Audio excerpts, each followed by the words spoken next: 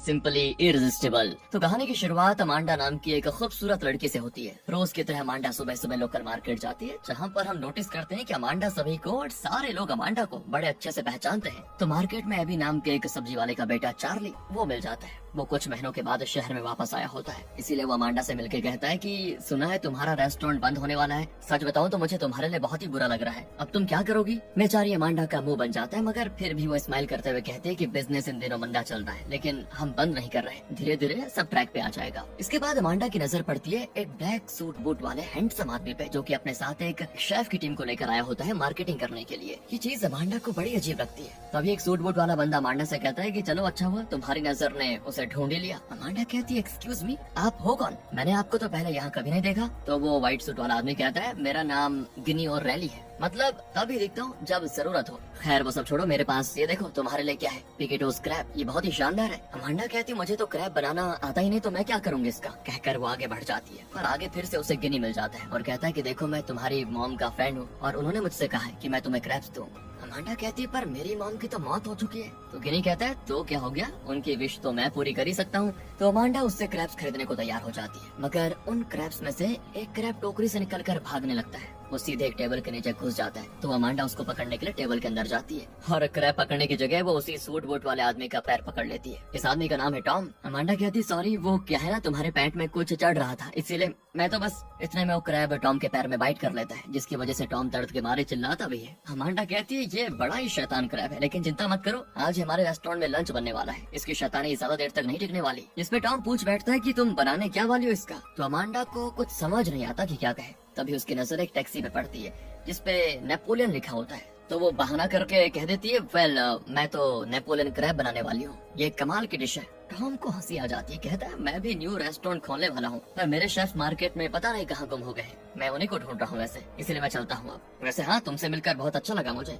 जैसे ही टॉम वहाँ से जाता है ना, वैसे ही गिनी आता है और कहता है तुम अपने लिटिल फ्रेंड क्रैब को तो भूल ही गई, मैं इसे पकड़ कर लेकर आया हूँ, अब दोबारा इसे खोना मत। अमांडा को क्रैब देने के बाद गिनी जैसे पल भर में कहीं गायब हो जाता है, जो अमांडा को बड़ा अजीब भी लगता है। खैर शॉपिंग करने के बाद अमांडा जाती है अपने रेस्टोरेंट, जहाँ स्टेला आंटी उसे कॉफी ऑफर करती है। तो अमांडा उन्हें बताती है कि आज की सुबह कुछ ज्यादा ही अजीब थी। पता है मुझे गिनी नाम के मॉम के कोई ओल्ड फ्रेंड मिले, वो तो मेरे पीछे पड़ गया कि ये क्रैब ही ले लो। तो स्टेला कहती है मुझे नहीं पता है कि तुम्हारी मॉम का कोई गिनी नाम का फ्रेंड भी था। इसके बाद अमांडा बताती है कि मुझे मार्केट में चार्ली भी मिला था, कह रहा था कि तुम्हारे रेस्टोरेंट बंद होने की खबर से मैं दुखी हूँ। टफर कहीं का, अरे भला मैं अपने रेस्टोरेंट क्यों बंद करूंगी। तब स्टेला आंटी बात करते हुए कहती है वैसे उसने तुम्हें डेट पे चलने के लिए पूछा या नहीं। अमांडा कहती है आंटी आप बात काट रही हो। तब स्टेला बताती है क्या ही कहूँ बेटा, ये रेस्टोरेंट तुम्हारी मॉम ने 70 साल पहले शुरू किया था, पर उनकी मौत के बाद से ये रेस्टोरेंट घाटे में ही चल रहा है, ऊपर से लैंडलॉर्ड ने रेंट को $5000 बढ़ा दिया है। तो अमांडा कहती है देखो आंटी ये मेरी गलती है, मैं ही अपनी मॉम की तरह कुकिंग नहीं कर पाती, इसीलिए सब हो रहा है, पर मैं सच में ये रेस्टोरेंट नहीं बंद करना चाहती। आंटी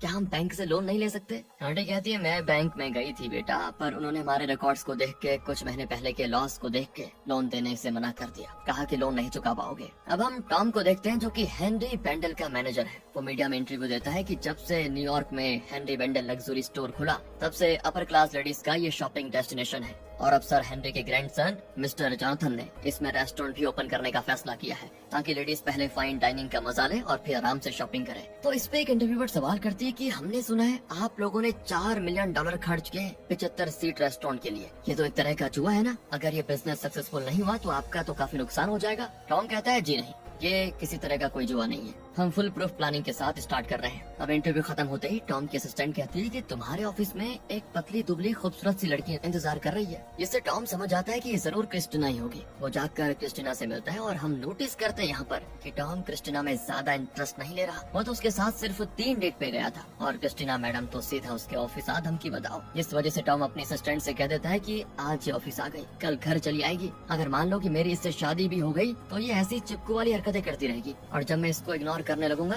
तो इसे लगेगा कि मैं इसे चीट कर रहा हूँ, फिर डेली का लड़ाई झगड़ा होगा और मुझको ये सब नहीं चाहिए लिटरली। इसलिए आज शाम मैं इसके साथ चौथी डेट पे जाऊंगा और फाइनली ब्रेकअप कर लूंगा इससे। इसके बाद हम अमांडा को देखते हैं जो कि अपने लॉयल कस्टमर्स को बताती है कि देखो हमारा रेस्टोरेंट अब बंद होने वाला है, इतनी मुश्किल घड़ी में भी आप सबने हमारा साथ दिया, इसके लिए मैं तहे दिल से शुक्रगुजार हूँ। ये सब सुनकर सभी इमोशनल हो जाते हैं और अमांडा भी इमोशनल होकर अपने रेस्टोरेंट के बाहर चली आती है और दरवाजे के पास बैठकर गम मनाने लगती है। तभी वहाँ पे टॉम अपनी डेट फ्लाइट क्रिस्टिना के साथ आ जाता है। दरअसल उन्हें जाना तो कहीं और था, पर टैक्सी वाले ने गलत पते पे उन्हें उतार दिया। तभी टॉम की नजर पड़ती है अमांडा पे और वो उसके पास चला आता है। तो क्रिस्टिना अमांडा से एक लग्जरी रेस्टोरेंट का पता पूछने लगती है। वहीं टॉम कहता है चलो ना हम इसी के रेस्टोरेंट का खाना ट्राई करते हैं। वैसे भी आज सुबह मार्केट में मुझे इसके क्रैब ने बाइट किया था, तो आज उसे खाकर बदला भी वसूल कर लेते हैं। हाँ वैसे तुमने आज सुबह कहा था कि तुम उस क्रैब का क्रैब नेपोलियन बनाने वाली हो, तो चलो ना टेस्ट करवाओ जरा। ये सुनकर अमांडा घबराकर सीधे अपने हेल्पर के पास जाती है और उसको सारी बातें बताती है। हेल्पर कहता है जाओ ना, जाकर कह दो कि वो खत्म हो गया या फिर रेस्टोरेंट अब हम बंद करने वाले हैं। मगर अमांडा कहती नहीं नहीं, मैं चाहती हूँ कि वो अभी ना जाए। तब हेल्पर कहता है ठीक है फिर तो बनाओ द नेपोलियन क्रैब डिश। पर अमांडा को तो बनाना आता ही नहीं,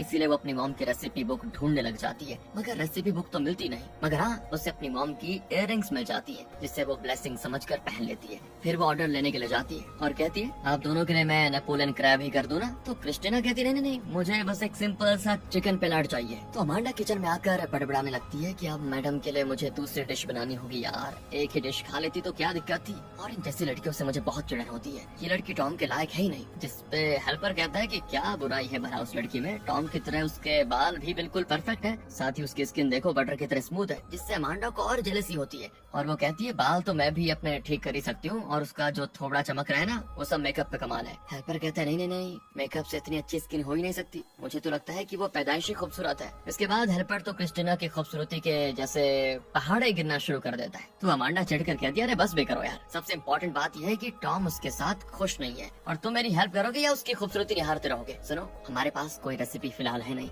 इसीलिए किचन में जो कुछ भी है सब लाकर मुझे दो। आज मैं अपनी माँ की आवाज सुनते हुए कुकिंग करूंगी, फिर देखती हूँ क्या बनता है। कुछ देर के बाद स्टेला आंटी किचन में आती है तो हैरान रह जाती है, क्योंकि अमांडा ने कुछ अतरंगी सा ही डिश बना के रखा होता है, जो दिखने में वैसे बेहद खूबसूरत लगता है। अमांडा बस अब यही प्रे करती है कि ये खाने में डिलीशियस हो। इसके बाद टॉम के टेबल पर उसका नेपोलियन क्रैब और क्रिस्टिना के चिकन पैलाट पहुंच जाता है। दोनों खाना शुरू करते हैं। नसीब से दोनों को खाना पसंद भी आ जाता है। फिर टॉम धीरे धीरे अपनी दिल की बातें जबान पे लाने की कोशिश करता है कि हम दोनों परफेक्ट मैच नहीं है, इसलिए हमें ब्रेकअप कर लेना चाहिए। मगर अमांडा के हाथों का खाना खाकर पता नहीं क्रिस्टिना को क्या हो जाता है, वो टॉम के मुंह पे उसकी बुराई करने लगती है और कहती है तुम मुझ जैसी परफेक्ट वुमेन के लिए हो ही नहीं, मुझे डिजर्व करते ही नहीं। और फिर वो टॉम के मुंह पे उसकी सारी कमियां उसको गिनवा देती है और अमांडा के रेस्टोरेंट की कई सारी प्लेट्स यहाँ वहाँ फेंक कर तोड़ देती है। इसके बाद वो इरिटेट हुए उस रेस्टोरेंट के साथ साथ टॉम की लाइफ से भी चली जाती है। वहीं अमांडा के बनाए हुए खाने की टॉम अपने दिल से तारीफ करता है और यहाँ जो भी ड्रामा हुआ उसके लिए दिल से माफी भी मांगता है। साथ ही वो अपना कार्ड देते हुए कहता है मैं यहाँ हुए नुकसान की भरपाई करने को तैयार हूँ, उसका बिल मुझे भिजवा देना। तो इसके बाद जब टॉम अपने काम पे जाता है तो बार बार उसके मुंह से क्रैब निकल रहा होता है। क्रैब उसे वो डिश इतनी ज्यादा पसंद आ गई थी कि वो भूल ही नहीं पाता उसे। फिर अगले दिन की बात है, अमांडा अपने हेल्पर से पूछती है कि मैं प्लेट की शॉपिंग करने जा रही हूँ टॉम के साथ, जरा मेरी हेल्प कर दो ना ड्रेस चूज करने में। तो वो कर भी देता है और फिर वो पूछती है अच्छा लड़के हर वक्त क्या सोचते रहते हैं, कार या स्पोर्ट्स की तो मुझे नॉलेज है ही नहीं, मैं टॉम से क्या बातें करूंगी वहाँ। उसके हेल्पर कहता है तुम्हें ऐसा क्यों लगता है कि लड़के हमेशा कार या स्पोर्ट्स के बारे में सोचते होंगे? वो तो हमेशा तो नहीं, लेकिन अगर लड़की दिख जाए तो उसके बारे में डेफिनेटली सोचते ही रहते हैं। मतलब ओवरऑल वो लड़कियों के बारे में सोचते हैं। देखती नहीं हो क्या, लड़के हर कुछ देर में अपने पैंट या बेल्ट को ठीक करते रहते हैं, बालों को ऊपर अच्छे से सेट करते हैं। ये सुनकर अमांडा को बड़ा अजीब लगता है। फिर जब वो हेनरी बेंडल जाती है तो उसका ध्यान सिर्फ मर्दों पे होता है कि कौन कौन अपनी बेल्ट ठीक कर रहा है। वो सोचती है इसका मतलब लड़के काम या शॉपिंग के दौरान भी लड़कियों के बारे में सोचते रहते हैं जो अपनी बेल्ट और बाल ठीक करते हैं। फिर किसी तरह वो टॉम से मिलती है। टॉम उसे यहाँ देखकर सरप्राइज हो जाता है और वो गलती से अमांडा को यहाँ की रेगुलर कस्टमर समझ लेता है। तब अमांडा क्लियर करती है नहीं नहीं, मैं तो यहाँ अपनी प्लेट्स लेने के लिए आई हूँ जो तुम्हारी गर्लफ्रेंड ने कल तोड़ दिए थे, याद है ना? टॉम कहता है पहली बात की वो मेरी गर्लफ्रेंड नहीं है और दूसरी बात ये कि मुझे लगा था कि तुम बिल भिजवा दोगी, मैंने ये नहीं सोचा था कि तुम खुद प्लेट लेने के लिए आ जाओगी। पर चलो अच्छा ये तुम आ गई, इसी बहाने हमारा मिलना भी हो जाएगा। तो अब तुम एक काम करो, जाकर अपने पसंद की प्लेट्स खरीद लो और बिल लाकर मुझे दे दो। तो अमांडा कहती है वो क्या है ना, मैं यहाँ पर पहली बार आई हूँ इसलिए मुझे नहीं पता कि प्लेट सेक्शन किधर है। टॉम कहता है कोई नहीं, चलो मैं तुम्हें दिखाता हूँ। और दोस्तों अमांडा यही तो चाहती थी। प्लेट्स खरीदना तो एक बहाना था, असल में वो तो टॉम के साथ टाइम स्पेंड करना चाह रही थी। प्लेट वगैरह खरीदने के बाद अमांडा टॉम को अपने हाथों का बना हुआ डेजर्ट देती है, जिसे टॉम लिफ्ट में खाना शुरू कर देता है और खाते है बिल्कुल मदहोश। वो जमकर उस खाने की तारीफ करता है और उसे अपने रेस्टोरेंट में लेकर जाता है जहाँ अभी काम चल रहा है। वैसे यानी रेस्टोरेंट स्टार्ट नहीं हुआ, पर हाँ कुछ दिनों में हो जाएगा। अमांडा कहती है जब ये रेस्टोरेंट पूरी तरह से बनकर तैयार हो जाएगा तो बहुत बढ़िया लगेगा, सच बता रही हूँ। तो टॉम कहता है बढ़िया, तो तुम्हारे हाथों का ये डेजर्ट था, मुंह में जाते ही ये ऐसे घुल गया कि क्या बताऊं, तुम्हारे हाथों में सच में जादू है। कहते कहते टॉम अमांडा की ओर देखने लगता है और एक दूसरी दुनिया में कहीं खो जाता है, जहाँ वो अमांडा के साथ मस्त डांस कर रहा है। तभी टॉम के बॉस आते हैं और इनको टोकते हैं। तो टॉम को कहते हैं कि तुम यहाँ पर क्या कर रहे हो, क्या तुम वेटनेस का इंटरव्यू ले रहे हो? तो एक काम करो, अगर ले भी रहे हो तो ये सब छोड़ो, मेरे साथ चलो, मुझे कुछ जरूरी बात करनी है। तब अमांडा भी टॉम की मजबूरी को समझती है और कहती है ठीक है, मैं चलती हूँ। अब इसके बाद दोस्तों देखते हैं कि अमांडा के रेस्टोरेंट में भी बहुत सारे लोग आना शुरू कर देते हैं, क्योंकि कुछ तो चमत्कार हुआ था। अमांडा के हाथों का खाना सभी को बेहद पसंद आ जाता है, जिससे अमांडा बड़ी खुश भी होती है। वो तो अपने कस्टमर्स को बढ़िया बढ़िया खाना खिलाकर बिजी होती है और यहाँ टॉम का हाल बेहाल होता है। उसे हर वक्त बस अमांडा और उसके हाथ के बने खाने की याद सताती रहती है। उसका मतलब अपने काम में बिल्कुल भी मन नहीं लगता। तो एक रात की बात है, अमांडा अपनी हेल्पर से कहती है आज रात हमने 100 लोगों को डिनर सर्व किया। जिस पे हेल्पर कहता है कि लगता है रेस्टोरेंट बंद होने के डर से तुमने कुछ ज्यादा ही मोटिवेट कर दिया खुद को। तुम जिस तरह से कुकिंग कर रही हो ना, वैसा पहले कभी नहीं किया तुमने। ठीक है, मैं भी चलता हूँ, रात काफी हो गई है। हेल्पर के जाने के बाद जब अमांडा अपने रेस्टोरेंट को लॉक करके घर जाने के लिए निकलती है, तो उसे रेस्टोरेंट के बाहर टॉम हाथों में वनीला ऑर्किड्स फ्लावर का गमला लिए हुए दिख जाता है। अब उसको इतनी रात यहाँ देखकर काफी सरप्राइज हो जाती है। फिर बताती भी है कि पता है मेरा रेस्टोरेंट आजकल काफी बिजी चल रहा है, मैं बस अपने घर ही जा पाती हूँ और वहाँ से यहाँ आ पाती हूँ, क्योंकि टाइम ही नहीं मिलता कुछ और करने का। तो टॉम कहता है चलो ना, मैं तुम्हारे घर तक तुम्हें कंपनी दे देता हूँ। फिर ये लोग 2-4 कदम ही चलते हैं तो अमांडा कहती है मुझे मेरे घर तक कंपनी देने के लिए शुक्रिया। दरअसल दोस्तों उसका घर और रेस्टोरेंट अटैच्ड ही है। ये जानकर टॉम हंसने भी लगता है और कहता है अगर ऐसी बात है तो क्या मुझे एक और डिजर्ट ट्रीट मिल सकता है? तब अमांडा फिर से अपना रेस्टोरेंट ओपन करती है और खास टॉम के लिए। फिर वो उसके लाए हुए वनीला की पंखुड़ियाँ डेजर्ट में बनाना शुरू करती है और कुछ ही देर में पूरा रेस्टोरेंट एक ब्यूटीफुल खुशबू से भर जाता है। और ये प्लेजेंट स्मेल से टॉम कुछ ज्यादा ही रोमांटिक वाली फीलिंग्स में आ जाता है। वो अमांडा को किस वगैरह करने लगता है और फिर दोनों के बीच क्या होता है उसमें अगर हम इंटरफेयर नहीं करें तो बढ़िया है। वेल, अगले दिन की बात है, टॉम को जैसे वनीला फ्लेवर से प्यार हो जाता है। वो अपने रेस्टोरेंट को वनीला ऑर्किड्स फ्लावर से भर देने को कह देता है, जिसपे उसका जूनियर कहता है कि हमने तो 200 रोजेस मंगवा के ऑलरेडी रखे हुए हैं, उसका क्या करना है? टॉम कहता है मुझे उतना नहीं पता, पर मैं चाहता हूँ कि ये जगह सिर्फ वनीला की तरह ही महके। तभी कहीं से तो टॉम को अमांडा के हाथों के डेजर्ट की वो स्मेल आने लगती है और वो पागलों की तरह अपने पूरे स्टोर में सबसे पूछने लगता है कि क्या आपके पास खाने की कोई चीज है? ऐसे पूछते पूछते वो एक 70 साल की बूढ़ी औरत के पास पहुँच जाता है, जो की यहाँ पे शॉपिंग करने आई है। उसके हाथों में अमांडा के रेस्टोरेंट का बॉक्स होता है, जिसको देखकर टॉम कहना शुरू कर देता है कि हमारे स्टोर में एक न्यू पॉलिसी आई है कि आप बाहर का खाना यहाँ नहीं ला सकते, चूहे वगैरह परेशान करते हैं, इसीलिए ये पैकेट मुझे दे दीजिए। कहकर वो जल्दी से अपने ऑफिस में जाता है दोस्तों, जहाँ उसकी असिस्टेंट उस बॉक्स में से एक पीस एक्लेट्स ले लेती है। टॉम तो भड़क जाता है क्योंकि वो अपना फूड शेयर करना नहीं चाहता, मगर उसकी असिस्टेंट जब वो एक्लेट्स खाती है तो वो भी मदहोश और पूछने लगती है ये कहाँ से मिला तुम्हें, इतना डिलिशियस, मैंने आज तक कभी नहीं खाया। इस पे टॉम उसको अमांडा के बारे में बताता है, साथ ही वो अपने बदले में बर्ताव के बारे में भी बताता है कि मैं जब अमांडा के साथ होता हूँ ना तो ऐसा लगता है जैसे किसी अलग ही दुनिया में हूँ। यार उसमें कुछ तो बात है जो बाकी लड़कियों में नहीं है। अमांडा ब्यूटीफुल है, स्मार्ट है, हंसी मजाक भी अच्छा कर लेती है और खाना तो लाजवाब, आदमी अपना हाथ चाटते रह जाए। जबकि देखो ना, मुझे डेजर्ट पसंद भी नहीं होता, मगर उसके हाथों के डेजर्ट के लिए मैं कुछ भी करने को तैयार हूँ। मैं आज ही शाम को काम खत्म के बाद अमांडा से मिलने जाऊंगा और उससे पूछूंगा कि ये सब मेरे साथ ही क्यों हो रहा है। तभी असिस्टेंट को उसका बॉस बुलावा भेजता है और टॉम के असिस्टेंट अपने एक जूनियर को कॉल करके कहती है तुम अभी साउदर्न क्रॉस नाम के रेस्टोरेंट जाओ और वहाँ से जितनी हो सके उतनी एक्लेट्स को लेकर आओ, क्योंकि मेरा इससे मन नहीं भर रहा। फिर जैसे वो उसे मिल जाता है ना, वो सीधा जाती है अपने इस स्टोर के मालिक मिस्टर जोनाथन के पास और उसे वो एक्लेट्स खिलाती है। जोनाथन को भी वो इतनी पसंद आ जाती है कि वो एक्लेट्स के साथ साथ अना को भी खाने लगता है, मतलब किस वगैरह करने लगता है, जो कि अना कब से जा रही थी। फिर रात में अमांडा से मिलने टॉम उसके रेस्टोरेंट जाता है, जहाँ रेस्टोरेंट तो खचाखच भरा हुआ है। इसलिए अमांडा कहती है थोड़ा टाइम लगेगा अभी तो। वो जल्दी जल्दी ढेर सारा अलग अलग तरह का फूड आइटम बनाकर अपने कस्टमर्स के टेबल पर भिजवाती है और सारे कस्टमर्स खुश होकर ही अमांडा के यहाँ पर आ रहे थे। फिर जब रेस्टोरेंट में कोई नहीं बचता तो आराम से अमांडा और टॉम साथ बैठकर डिनर करते हैं और इस दौरान वो कहता है तुम एक अमेजिंग कुक हो, कहाँ से सीखा इतना बेहतरीन खाना पकाना? अमांडा कहती है सच पूछो तो पिछले हफ्ते तक मुझे कुछ भी बनाना नहीं आता था, लेकिन फिर एक दिन पता नहीं क्या हुआ मैं अच्छा खाना बनाने लग गई। टॉम कहता है तुम्हारी इस बात पे तो मुझे यकीन नहीं हो रहा, सच बताऊं, देखो ये कोई जादू वादू नहीं है, बल्कि तुम सच में टैलेंटेड हो। फिर बातों ही बातों में ये दोनों रोमांटिक हो जाते हैं। इसके बाद जैसे ये दोनों किस करना शुरू करते हैं तो ऐसा लगता है जैसे ये हवा में उड़ रहे हो, पर कुछ देर के बाद जब इस सीलिंग से जाकर टकराते हैं तब इनको रियलाइज होता है कि हम तो सच में हवा में उड़ रहे हैं। इससे अमांडा तो खुश होती, मगर टॉम डर जाता है कि ये क्या जादू है। ऊपर से अमांडा थोड़ी देर में सेफली नीचे भी आ जाती है, मगर टॉम अभी भी सीलिंग पे अटका होता है, इसीलिए वो अमांडा से कहने लगता है कि मुझे भी नीचे उतारो ना। अमांडा कहती मैं कैसे उतारूं, मैं थोड़ी तुम्हें वहाँ लेकर गई। और तब टॉम कहता है देखो मुझे सच में डर लग रहा है, मजाक नहीं कर रहा, तुमने कुछ तो किया है मेरे साथ, प्लीज मुझे नीचे उतारो यार। तो उसका मन रखने के लिए अमांडा कहती है पीपड़ी पापड़ी पू, और सच में वो नीचे गिर जाता है। इसके बाद तो टॉम की डर के मारे जो हालत खराब होती है ना दोस्तों, क्या ही बताए। उसे अमांडा विच यानी चुड़ैल लगने लगती है। वो तुरंत ही वहाँ से भागता है और अगले ही दिन अपने असिस्टेंट अना को सारी बातें बताते हुए कहता है कि मैं आपसे अमांडा से कभी नहीं मिलूंगा, वो विच है। इस पे अना को यकीन नहीं होता। वो कहती है तुम प्यार में हो इसीलिए तुम्हें हर चीज जादुई लग रही है। अभी वहाँ पे अमांडा आती है और टॉम डर के मारे कहता है तुम यहाँ पर कैसे आ गई। वो कहती है कैसे आ गई, क्या दरवाजे से आई हूँ और कैसे आऊंगी। अना कहती है तुम दोनों यहाँ पे बातें करो, मैं कबाब में हड्डी नहीं बनूंगी। पर टॉम उसे पकड़ लेता है और कहता है तुम मुझे अकेला छोड़कर मत जाओ प्लीज, क्या पता अकेले में मुझे ये मार ही डाले, आसमान की सैर करवा दे या मुझे समुद्र में डुबा दे, कुछ पता नहीं, मुझे बहुत डर लग रहा है। तो अमांडा कहती है पर मैं तो सिर्फ तुम्हारा वॉलेट लौटाने के लिए आई थी जो तुम कल गलती से मेरे रेस्टोरेंट में भूल गए थे। और तभी यहाँ गुस्से में टॉम का शेफ आता है और कहता है मेरा चाकू तुम लोगों ने पता नहीं कहाँ भुला दिया, मैं बिना अपने चाकू से काम नहीं करूंगा। शेफ गुस्से में अपनी जॉब उसी वक्त छोड़कर चला जाता है। हालांकि टॉम उसको रोकने की कोशिश भी करता है, मगर वो कहता है कि मैं तुम्हारे ऑर्डिनरी चाकू पे थूकता हूँ, तुम्हारे रेस्टोरेंट पे थूकता हूँ और तुम पे भी।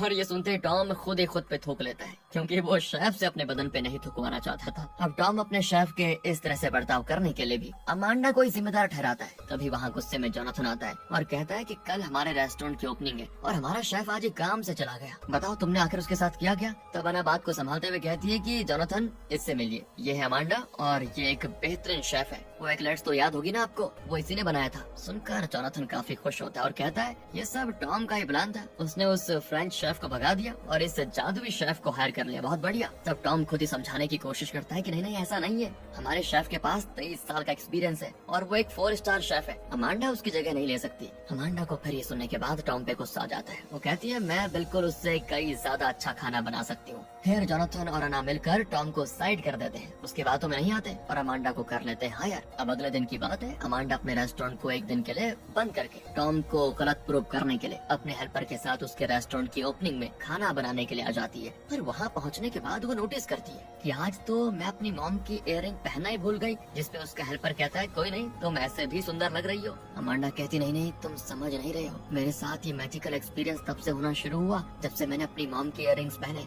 अब मुझे नहीं लगता कि मैं ढंग का कुकिंग कर भी पाऊंगी। वो वहाँ से भाग जाना चाहती थी, मगर उसका हेल्पर उसे पकड़ कर कहता है कि डर को मारो गोली, तुम अगर सच्चे दिल से अच्छा कुकिंग करोगी तो कुकिंग अच्छी होगी। अपने हेल्पर के काफी मोटिवेट करने के बाद अमांडा कुकिंग करने के लिए मान जाती है। उधर रेस्टोरेंट की ओपनिंग के सारे गेस्ट्स भी आ चुके होते हैं और इधर डर के मारे अमांडा रोते हुए खाना पका रही है। इधर जब गेस्ट उस खाने को खाते हैं तो उन्हें खाना तो बेहद पसंद आता है, मगर उस खाने में अमांडा के इमोशंस भी चले गए थे, इसलिए सारे गेस्ट्स भी इमोशनल होकर रोने लगते हैं। वो इतना रोते हैं कि चुप होने का नाम ही नहीं लेते। वहीं टॉम ने आज अमांडा के हाथों का खाना नहीं खाया होता, क्योंकि उसको ये लग रहा था कि अमांडा विच है। वहीं जब अमांडा गेस्ट्स को रोते हुए देखती है तो परेशान हो जाती है कि क्या करे। उसे लगता है कि गेस्ट्स को मेरा खाना पसंद नहीं आया, इसलिए वो रो रहे हैं। लेकिन स्टेला आंटी उसको समझाती है कि तुम गलत समझ रही हो, वो तो खुशी के मारे रो रहे हैं। मेरी बात ध्यान से सुनो, तुम जिस इमोशंस में खाना पकाओगी वही इमोशंस गेस्ट फील करेंगे। तब तक मैं अमांडा का बनाया गया दूसरे बैच का खाना सर्व किया जाता है और खाने को अमांडा ने चुपचाप बनाया था, इसलिए गेस्ट भी चुपचाप खाकर बिल्कुल स्टंट हो जाते हैं। वो खाने को एंजॉय करने में इतना बिजी हो जाते हैं कि बिल्कुल चुप रहते हैं। ये सब जाने के बाद अमांडा बिल्कुल रोमांटिक मूड में डेजर्ट बनाती है, जिसे खाकर सारे गेस्ट रोमांटिक हो जाते हैं। वो पार्टनर्स के साथ अपना डांस करने लगते हैं। दूसरी ओर टॉम अपने ऑफिस में जाता है, वहाँ उसे अमांडा के साथ बिताए गए पल याद आते हैं और आज उसका जी मचलाने लगता है। वो अमांडा के साथ फिर से वही सारे फील लेना चाहता है। तभी उसे खिड़की से दिखाई देता है कि अमांडा तो अब जा रही है। वो आवाज लगाकर अमांडा को बुलाता है पर वो नहीं सुनती, तो वो पेपर से प्लेन बनाकर उसकी ओर फेंकता है। इसको देखकर अमांडा पहचान जाती है, क्योंकि टॉम के ऑफिस में इसी तरह के कागज के ढेर सारे प्लेन बने हुए थे। अमांडा तुरंत ही वापस स्टोर में आती है, जहाँ उसको एक प्रिटी सी ड्रेस दिखती है, इस पे लिखा है वियर मी, यानी पहनो मुझे। अमांडा जल्दी से उसे पहनकर रेस्टोरेंट में जाती है, जहाँ जब टॉम उसको देखता है ना तो देखते रह जाता है, क्योंकि अमांडा सच में बेहद खूबसूरत लग रही है। टॉम उसे किस करते हुए अपनी गलती के लिए माफी भी मांगता है। वो कहता है मैं पता है सच में डर गया था, मुझे समझ नहीं आ रहा था कि क्या गलत है क्या सही है, पर अब मुझे समझ आ गया प्यार में गलत सही के बारे में नहीं सोचना चाहिए। और फिर तुमसे तो मुझे मार्केट में ही पहली नजर वाला प्यार हो गया था ना। अमांडा भी अपने प्यार का कन्फेशन कर लेती है और फिर ये दोनों डांस करते करते वापस से हवा में उड़ने लगते हैं। मगर हाँ, इस बार टॉम नहीं डरता और आखिर में हमको पता चल जाता है कि ये सारा मैजिक कोई और नहीं बल्कि वही क्रैब कर रहा था। दरअसल दरअसल मार्केट में जो अमांडा को गिनी मिला था ना दोस्तों, वो सच में एक गिनी नहीं जिनी था, जिसे अमांडा की मॉम ने अपनी बेटी की हेल्प करने के लिए भेजा था। और उस जिनी ने ढेर सारे क्रैब्स अमांडा को बेचे थे। उनमें से एक जादुई क्रैब भी था जो कि बहुत ही होशियार था। उसी ने पहली बार अमांडा को टॉम से मिलवाया था। और जब टॉम अमांडा के रेस्टोरेंट में क्रैब नेपोलियन खाने के लिए आया तो वो जादुई क्रैब टोकरी से निकलकर रैक पे जाकर छिप गया था और वहीं से वो सारा मैजिक कर रहा था। और आखिर में उसने अमांडा और टॉम को मिलवा ही दिया। अमांडा की रेस्टोरेंट भी बिकने से बच गई और उसको सच्चा वाला प्यार भी मिल गया। इसी के साथ दोस्तों ये बहुत ही कॉमेडी लेकिन रोमांटिक मूवी खत्म होती है। अब आप बताइए आपको कैसा लगा, फील आया? अच्छा लगा तो लाइक करें। और आजकल चैनल में दोस्तों कुछ दिक्कत आई हुई है तो रिकमेंडेशंस कम हो रहे हैं, व्यूज थोड़े कम आ रहे हैं, लेकिन आप बस एंजॉय कीजिए और शेयर करें अगर आप कर सकते हैं तो। मिलते हैं आपसे अगली वीडियो में, ध्यान रखेगा अपना। Thanks for watching.